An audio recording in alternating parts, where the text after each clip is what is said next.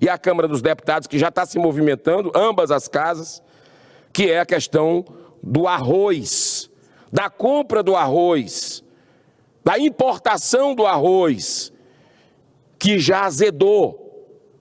Não é porque nós estamos em festa junina, o arroz azedou. E eu vou explicar por quê.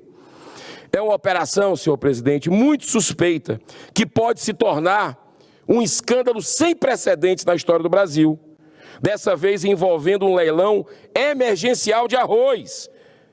Nós precisamos antes recordar um pouco o currículo do PT e seus aliados nos últimos anos. Em 2005, ainda no primeiro governo de Lula, o ex-deputado federal Robert Jefferson denuncia e mostra as provas de um esquema que passou a ser considerado como mensalão, pois se resumia ao pagamento de uma gorda mesada aos parlamentares que votassem com o governo no Congresso Nacional. Como resultado das ações penais movidas pelo STF, 20 pessoas foram presas, incluindo o principal operador do esquema, Marcos Valério, através de contratos superfaturados de empresa de publicidade. E também o ministro da Casa Civil à época, José Dirceu, condenado a 10 anos de prisão como sendo chefe político da corrupção em nosso país. Mas passados 10 anos, o PT e seus aliados descobriram outra mina de ouro, muito mais lucrativa do que contratos superfaturados do governo com empresa de publicidade. Não bastou. Em 2014, no governo de Dilma, tem início a Operação Lava Jato, o maior legado histórico no enfrentamento à corrupção e impunidade nesta nação.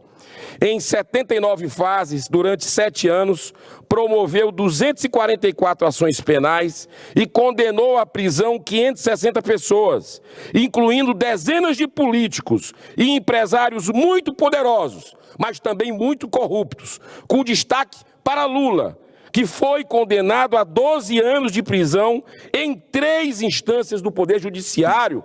Temos que lembrar isso todo dia.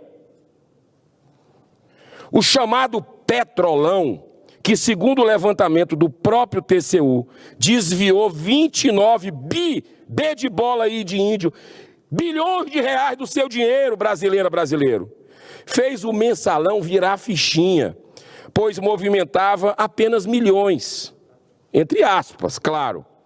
Agora é em bilhões. Para termos uma ideia do nível estratosférico da corrupção, o engenheiro Pedro Barusco, gerente do 3º escalão da Petrobras, devolveu 500 milhões de reais em colaboração premiada, roubados do povo brasileiro. 500 milhões! Depois foi dito que ele foi indicado pelo Lula. Foi perguntado. Olha só. A degradação foi tanta que levou a Odebrecht, uma das maiores empresas do Brasil, a ter que implantar um departamento específico para administrar propina. Agora estamos diante de um novo caso, por enquanto muito suspeito, em função da catástrofe que afeta nossos irmãos do Rio Grande do Sul, que é disparado o maior produtor de arroz do Brasil, atendendo 70% do mercado. O governo federal decidiu promover um leilão emergencial para aquisição internacional do produto. A princípio, poderia parecer uma medida correta de prevenção para que não faltasse arroz na mesa dos brasileiros. Mas olha só, a tragédia das enchentes não impactou, repito, não impactou a produção, porque mais de 80% da safra já estava colhida e armazenada com segurança, a qual pode totalizar 7 milhões de toneladas. Através das redes sociais, chamou muita atenção um vídeo em que Lula é filmado em meio aos escombros das enchentes com uma direção típica de produção cinematográfica. Isso é ou não é fazer palanque em cima de caixão, em cima da tragédia alheia? Ao juntar esse vídeo com a nomeação de Paulo Pimenta para ser o responsável pela gestão de recursos que virão para a construção do Rio Grande do Sul, temos os elementos suficientes para concluir que o PT e seus aliados estão mais preocupados com o oportunismo eleitoral do que realmente ajudar os gaúchos a superarem os efeitos dessa terrível calamidade. Me encaminhando para o fim, senhor presidente. Isso por si só já seria muito ruim, mas tem mais irregularidades com esse leilão.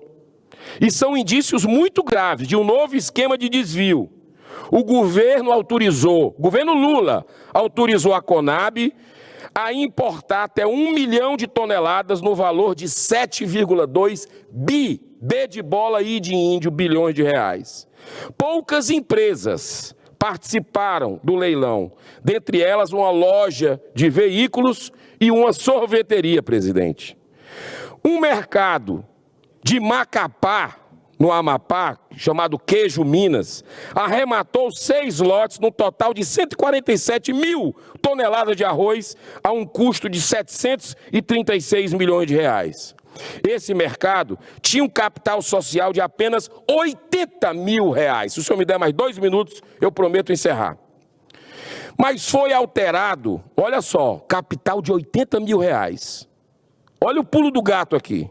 Mas foi alterado na junta comercial no dia 24 de maio desse ano para 5 milhões de reais, 24 de maio. Ou seja, depois da catástrofe. O valor máximo estipulado pelo leilão foi de R$ 5,00 por quilo. Os lotes foram vendidos pelo valor de R$ 4,99. Ou seja, o benefício conseguido para o Estado do Brasil foi de 1 centavo por quilo. Uma pergunta inocente que eu faço. Ao invés de importar esse arroz sem nenhuma garantia de qualidade, não seria mais fácil subsidiar o arroz brasileiro, que é reconhecido pela sua boa qualidade?